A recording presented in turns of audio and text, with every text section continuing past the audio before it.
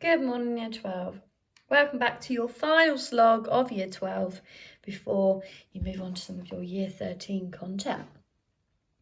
Where we are then right now, so we started looking at the Year 13 content of research methods, and this is a very long lesson, so saddle up. We've got a lot to get through. Now, if you haven't already bought the textbook, obviously, like I said, I was going to give you a textbook in September. I'd always advise having your own because you can sell it afterwards. And they're always good to keep, especially if you go to university to do psychology. A lot of the modules you study in your first year will be based on your A-levels pretty much. So today then, we've started looking at statistical tests and we've run an experiment. We need to know if our results are useful, are they significant, and which test would we use for that. This goes a little bit further. So this is looking at all of the different tests. They're called inferential tests that you could be asked to not work out, but justify which test you would use. So this is a lot of hands-on practice, and you've got a booklet to go alongside it to practice. The answers are on the PowerPoint as well, but you need to have a go. You need to do this before you look at the answers, because in the exam, what they'll give you, the calculated value, the observed value, you'll have to find the critical value from the tables, which I'll show you in a minute, and justify which test you'd use and why. So you need to do the practice for each of the tests, basically. So we'll start with the sign test, and this is the one that you actually have to do. Came up last year. I wouldn't be surprised if it came up again because it was quite poorly performed. And you will have to physically work out the sign test. And it is a nice test once you get your head around it. It's just working out which is the least common value that becomes the S value. So we'll do a bit of a refresher here. So our sign test uses nominal data, categorical data, can only fit in one category: gender, age, shoe size. It's a test of difference.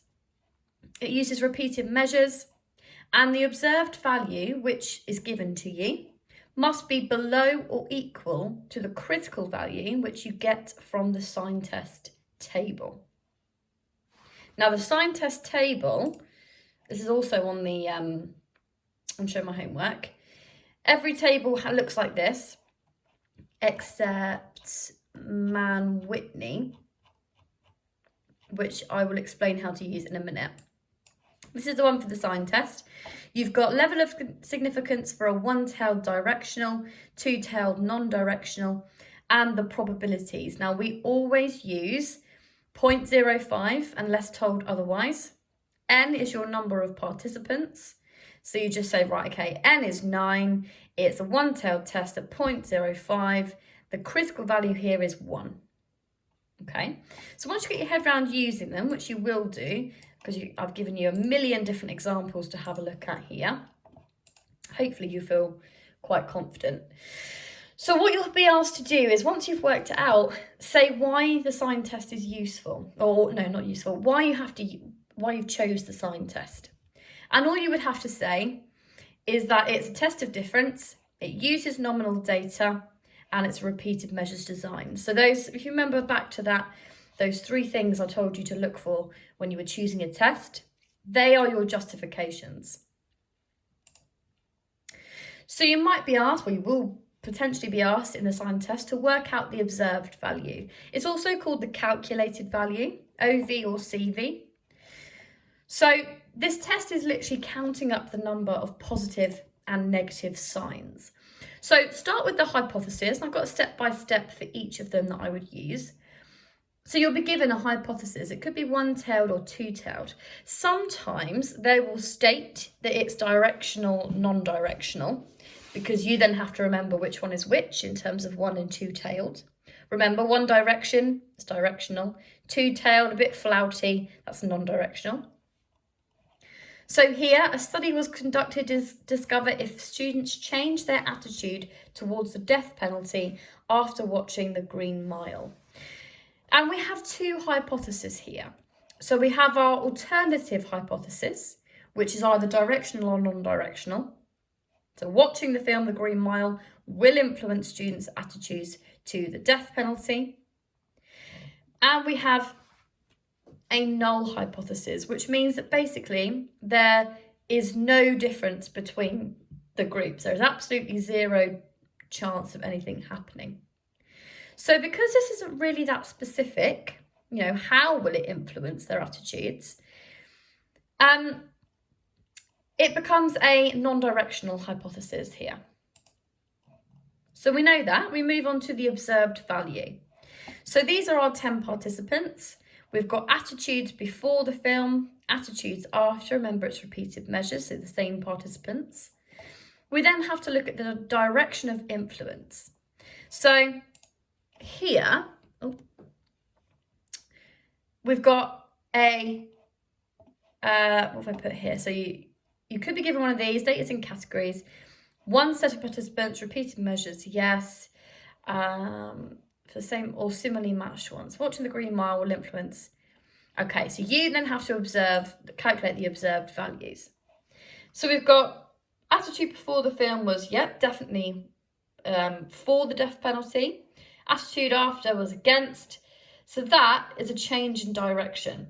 Okay, so from for to against, that's a negative change. For against, if it's the same, they haven't changed their opinion, we've got no change at all. And then we've got here, they were against it, and then they changed to for. So you have to add up the number of times that the least frequent sign appears. In this case, it's our positive, so we've got 1. So S becomes 1. Now, we'll come back to what we do with this no change, but because nothing's changed, we don't include it. So from this, our 10 participants, we have to get rid of that because it's not really useful to us. So number of participants is step 3. So it's represented by N is the number of participants. In the sign test, there's only one group that you need to find the value of N for. N is 9 because we get rid of the pair that had no change. So one-tailed or two-tailed then that we need to know. So our alternatives, so it's our non-directional or directional. Watching the film will influence is a two-tailed test because it's not specific enough.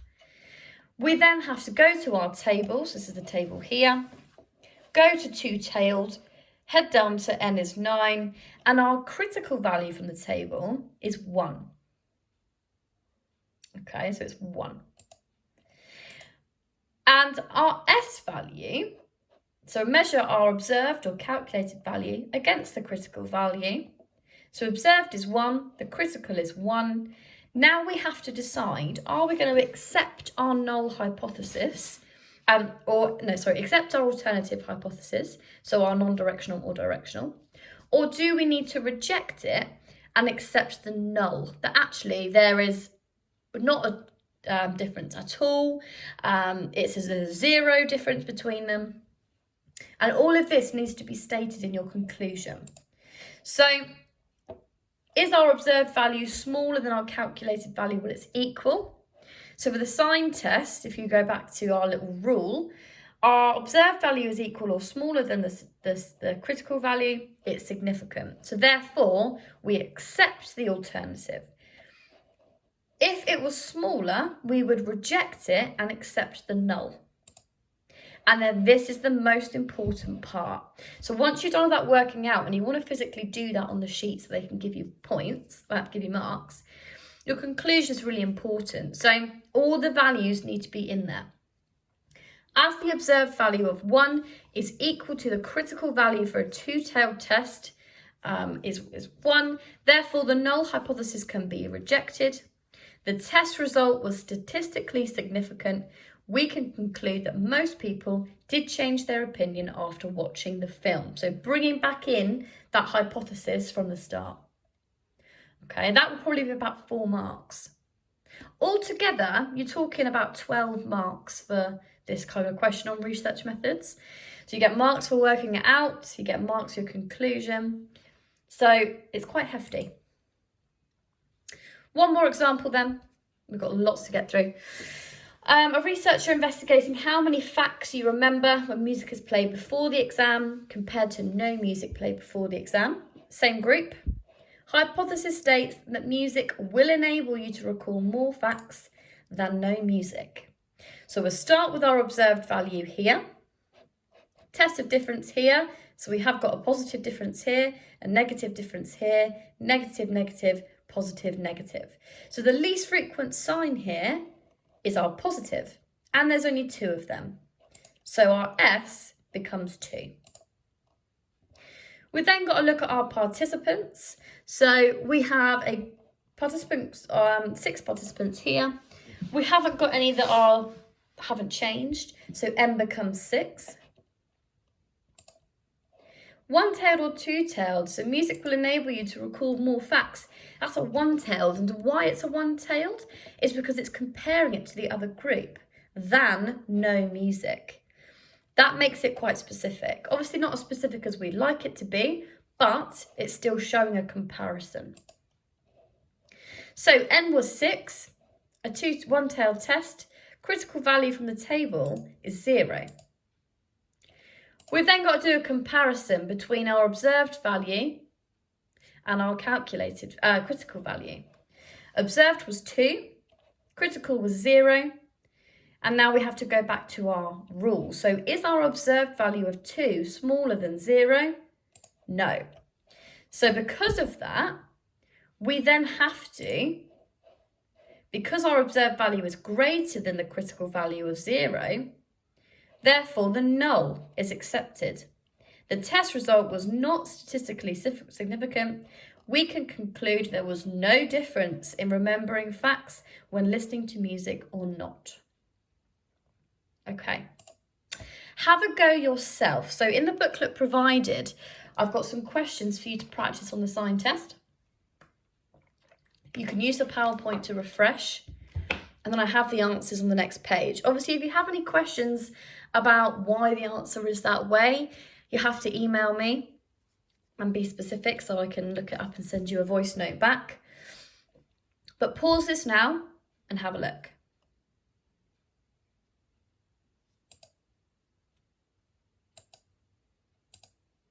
Okay, and these are the answers.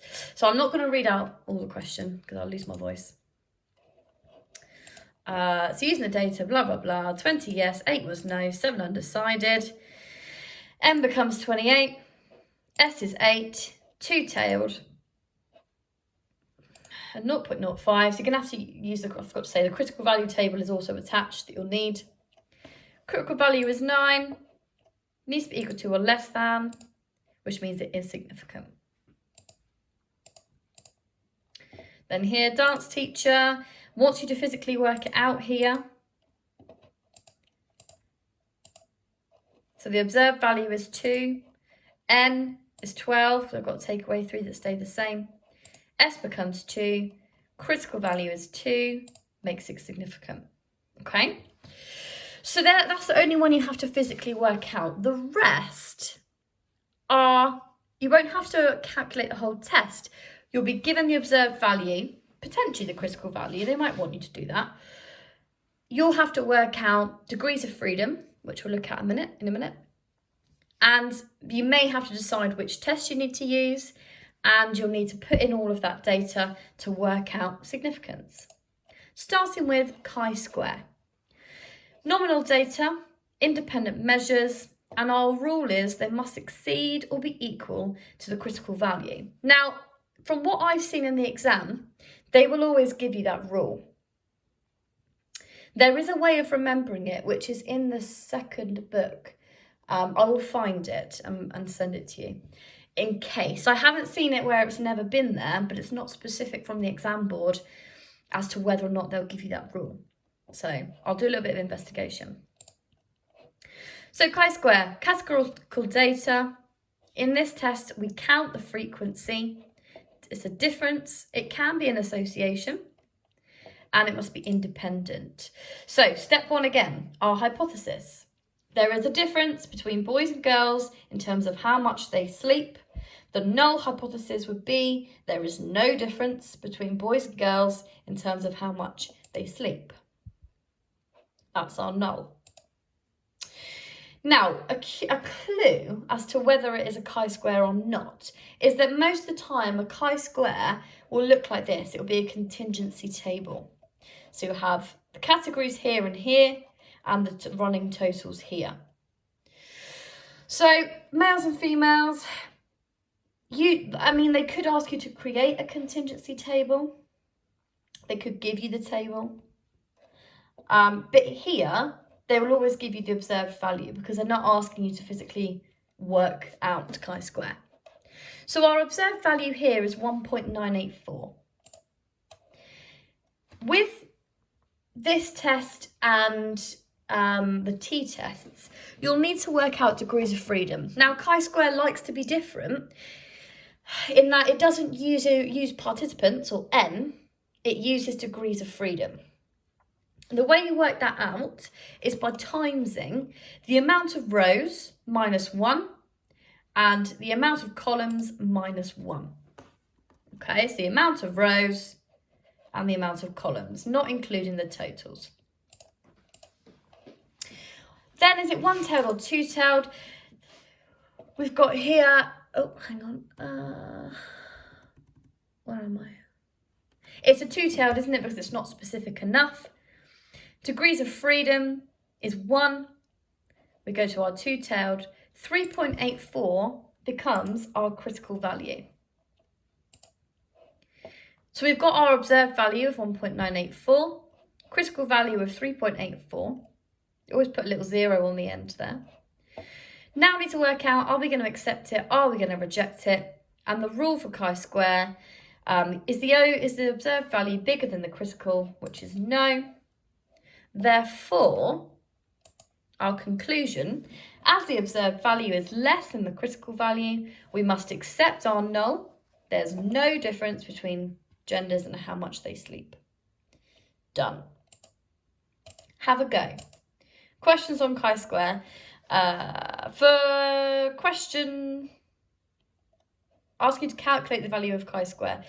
Now, you may be asked to do that, which they give you the formula to do that. So maybe practice that as well. But the calculated value is 24, so see how you get on. So pause this and then come back.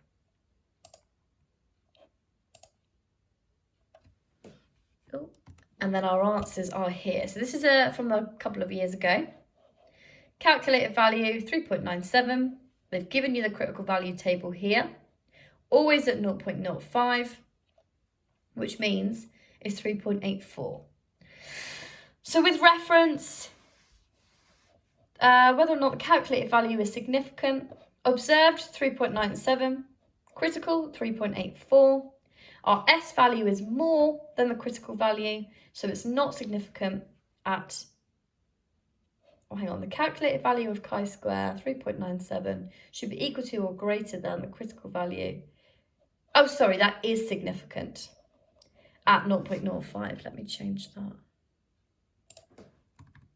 Depending on the rules. So because it wants it to be more than that, is significant. Yes.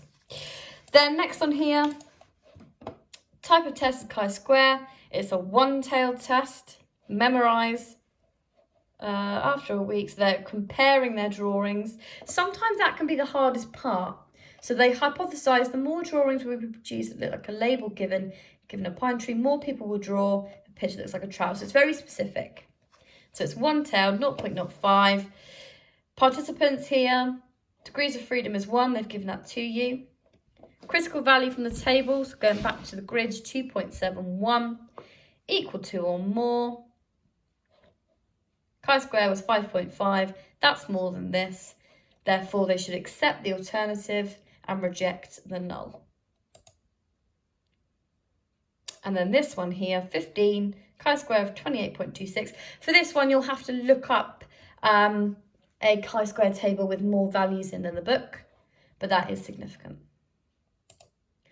Okay, let's keep going. So constructing a 2x2 contingency table is a good idea for the practice. So we'll look a little something like this. 2 categories there, totals for each. Then this bit we will look at together for chi-square, because I'm still not 100% if you have to do it. That's something else I need to find out. But I've given you it as 24. Have a read through those. And then let me know if you're stuck on any of them. And we'll move on to Wilcoxon. Matched pairs, signed rank test. It is a rank test. And for each of the tests, they have like a little value. So for signed test, it's the S value. For Wilcoxon, it's the T value. For Mann-Whitney, it's the U. So they all have a value that they give you. It's ordinal. Not sure where it's got that. Ordinal data, test of difference, repeated measures, and the observed has to be below than the critical. So, when do we use this? Yeah, okay. Hypothesis then. The participants will perform better in a memory test in the afternoon than in the morning. Nice, easy, one-tailed test. Our null is going to be participants will perform no better, or there'll be no difference in the way that they perform. No difference in the morning. Any observed difference is down to chance. That's quite a nice thing to put into a null hypothesis, just to really hammer it home that it's due to chance. Something like this. So participants here in the morning, in the afternoon, they'll give you the observed value, which is 153. Then we have to look at N. In Wilcoxon, there's only one group, 29 participants, N becomes 29. It's a one-tailed test. Now here, because it's over, so it looks like this, so because it's 29, head up to 30, so sort of round up. So look at the 30, 151 is our critical value. Then we have to compare it. Is our observed smaller than our critical? No, it isn't. Therefore, again, inputting the numbers, 153, 151, no difference, and we have to accept our null and reject our alternative. Have a go. I told you it's all about practice with this. Practice 100% makes perfect, because it's such a small part of research methods, but it's the bit that students struggle with the most. And examiners know this. And we like to say that they positively mark you and they want the best, but actually they're there to catch you out. So if you feel quite confident on this, then you've got an advantage over quite a few students, basically. Okay, Wilcoxon. So, calculated value of 6, critical value, two-tailed test, N is 10.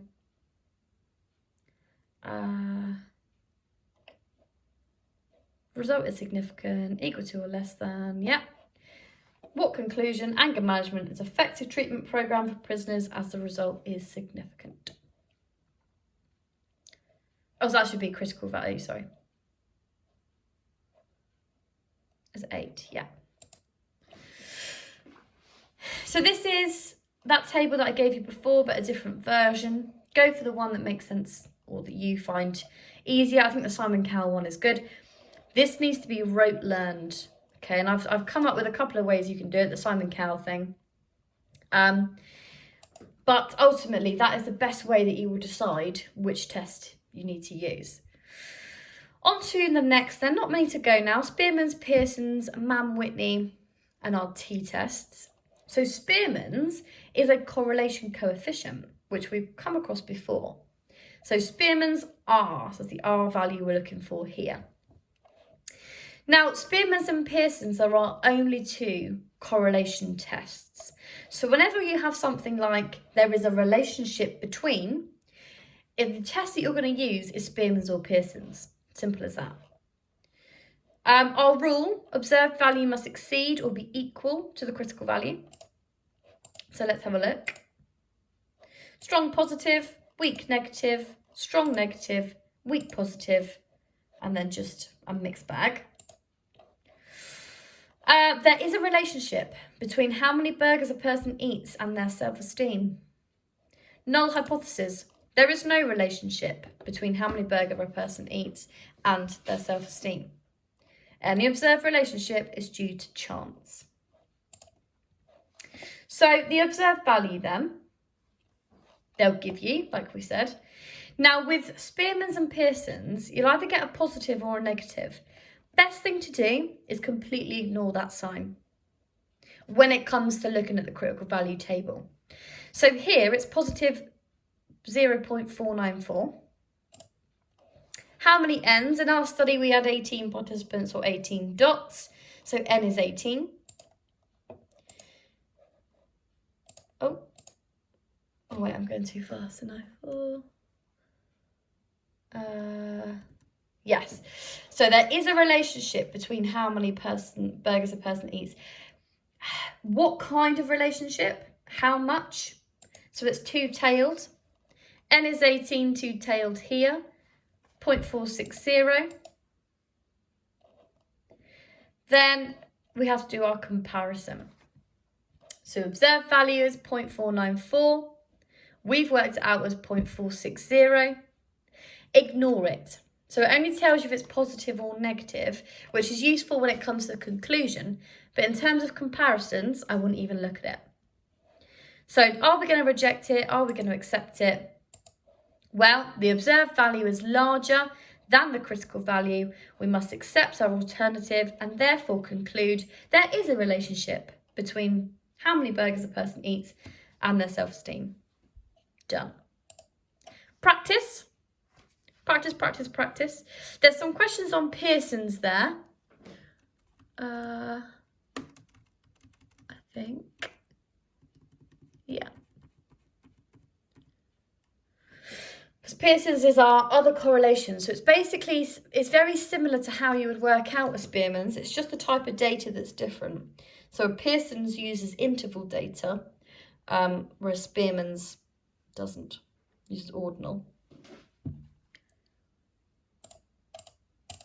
Okay, these are the answers. Two-tailed, 12 people. This is all got from the table. It's more than this, except our alternative.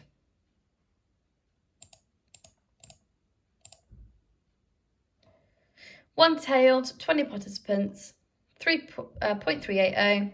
It's more than what we've got here. Yes, except alternative. A reminder here then. So Pearson's uses intervals, Spearman's uses ordinal. They use degrees of freedom as well, which is basically the number of participants minus 2 for Pearson's, which we'll look at in a second. Which test would be used? Spearman's, Spearman's, Pearson's, Spearman's.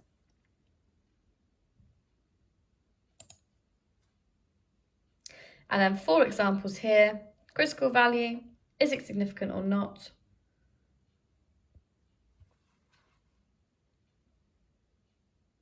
Perfect. Okay. Mann-Whitney then. So Mann-Whitney, unlike Wilcoxon, is an independent groups design. It's a test of difference. And the type of data it uses, so if we look in the on the grid, it's ordinal data. Independent groups design. So there will be a difference in the mathematical ability of men and women. Null. There is no difference due to chance. Common theme here. These are our participants, our 2 groups. Observed value is 33. This is where it gets different. So Mann-Whitney has a different critical value table because it's an independent groups design. So because we've got 2 groups, we've got to look at the different values for group A and group B. So our 7 male participants, N1 is 7. For our female participants, N2 is 15. So if we were to look at it on the critical value table here, you've got NA and NB. So let's say this is males, NA, 7. You then look at NB for females, which let's say it's 11. You then join that up. So 11, 7, our critical value becomes 16. Okay? That's what's different with Mann-Whitney, is how it's laid out. So we've got N1 is 7, N2 is 15. There is a difference. It's a two-tailed, it's not being specific enough. Match it up. So 7, 15, 24 is our critical value from the table.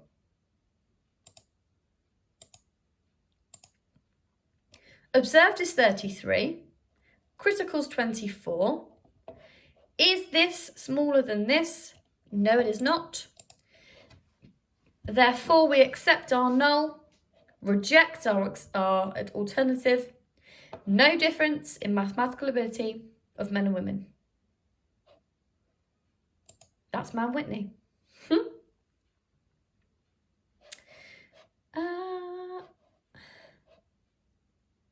Okay. Have a go at some questions on Mann-Whitney.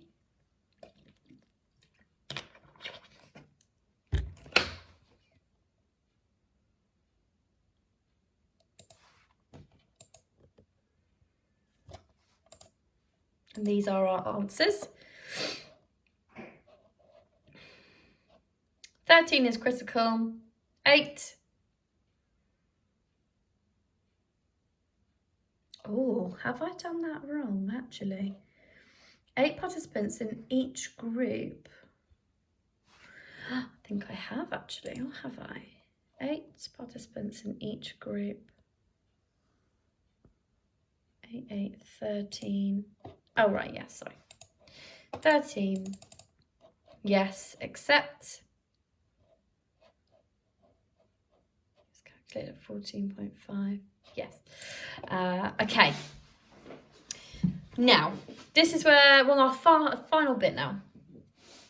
We have something in inferential testing called parametric tests. Now, our parametric tests are basically the best test we could use for our data. Don't ask me why, they just are. And these are our 3, the last 3 we need to look at. Pearson's, related T, and unrelated T test. So just like Spearman's, it's a correlation. Interval data, normally distributed. How we work out degrees of freedom is the number of participants minus 2. And observed has to be greater than or equal to critical. Now, our parametric tests, they're just the best we could use. They use the best type of data, which is interval, and they're just prestigious as being one of the best. Related t-tests, we're going to look at in a minute. Related, repeated measures, same participants.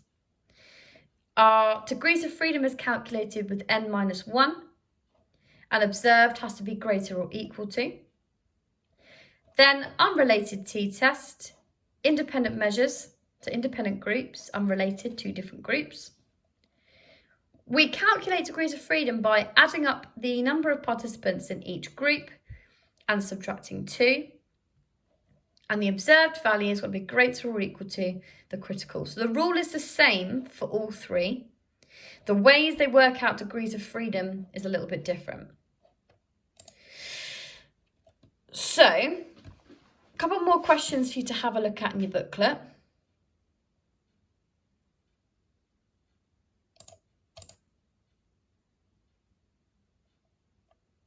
And then these are your answers here. Now this probably takes a little bit more time to do. So it's a related t-test that we would use here because it's a match pairs design. It's one-tailed.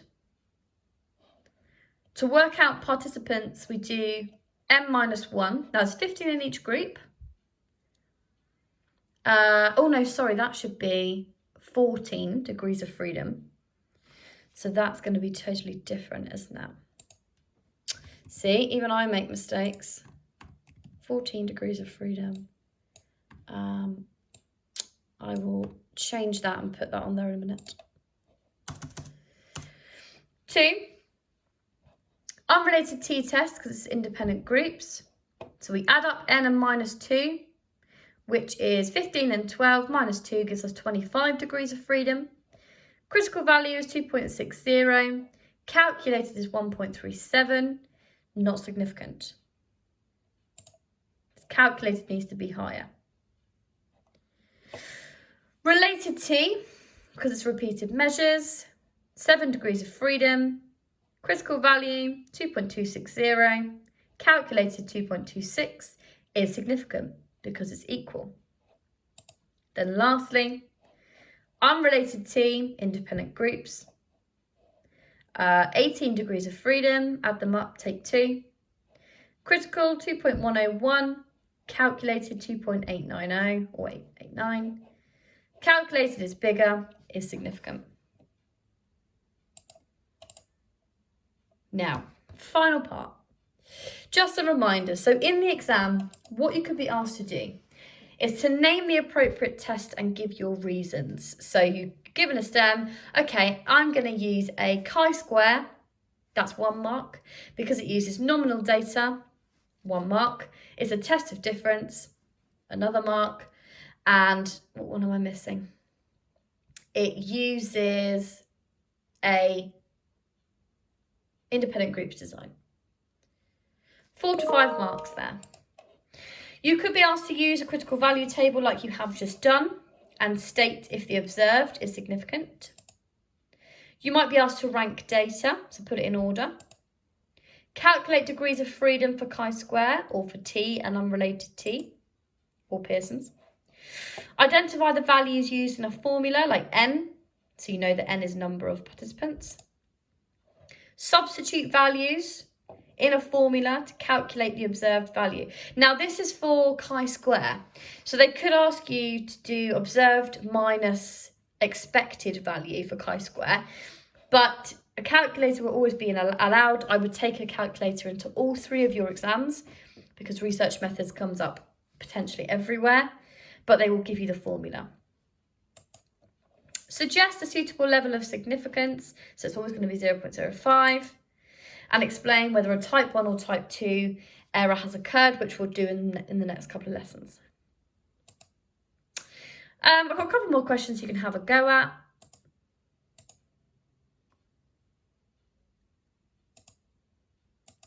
And that's that. Now that's intense. That's a lot there for you to have a look at. So please do feel free. If you've struggled with any of that or want me to explain anything else, do let me know.